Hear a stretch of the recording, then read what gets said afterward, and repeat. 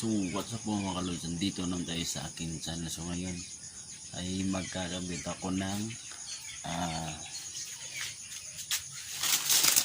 speedometer ng aking XRM na motor, kasi ito wala na yan, wala na kasi naputol kasi yung ano nito, speedometer cable. So ngayon ikakabit ko ngayon.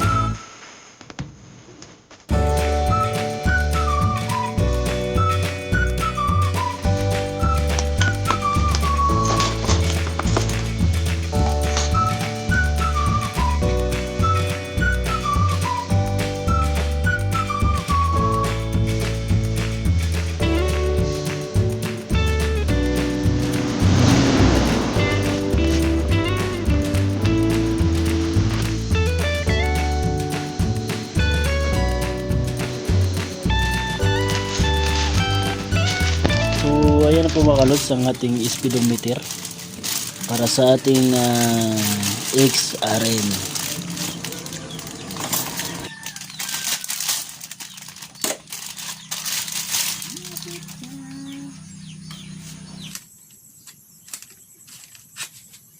Mas maganda lagyan mo natin ng grasa, pero may grasa na sa loob, pero dagdagan pa natin.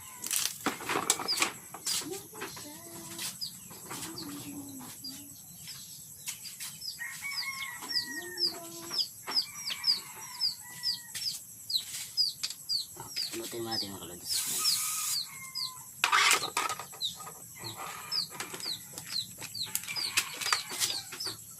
May grasa naman siya, pero dagdagan na natin para iwas bigyan niya, para malambot siya. So mga kalods, balik natin.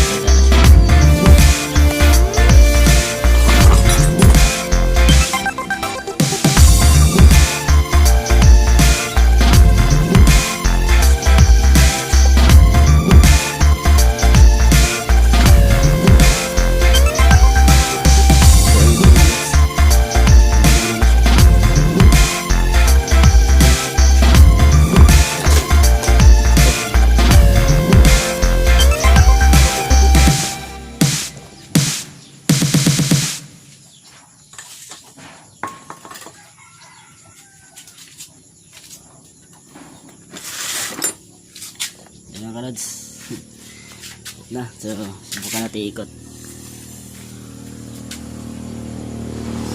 Kita nyo kalods, lakasan natin. So ayan.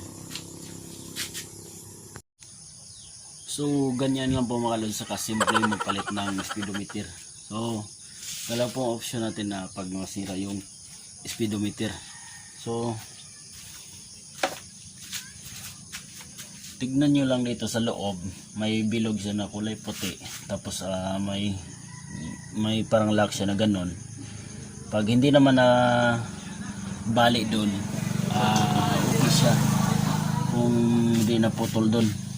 Pero pag wala naman, okay naman siya. Dito lang kayo, tignan nyo lang, tirahin nyo lang ng screw pag ganyan para matanggal. Tapos hilain nyo tong kable na sa ilalim para malaman nyo kung ito rin ang sira yung speedometer natin. So karamihan kasi pag naputol, ito yung kable kasi kinakalawang na po mga lods, kinakalawang. Tapos kailangan lagyan ng grasa para hindi siya maputol. So huwag kayong maniwala na kung i-atras ay bigla maputol, hindi po totoo yan. So kami pa na puputol ito pag kinalawang ito sa loob. So yan po mga lods, maraming salamat sa hindi pa nakaka-subscribe sa akin. So mag-subscribe na, pindutin yung notification bell at mag-like para mabigay sunod na video.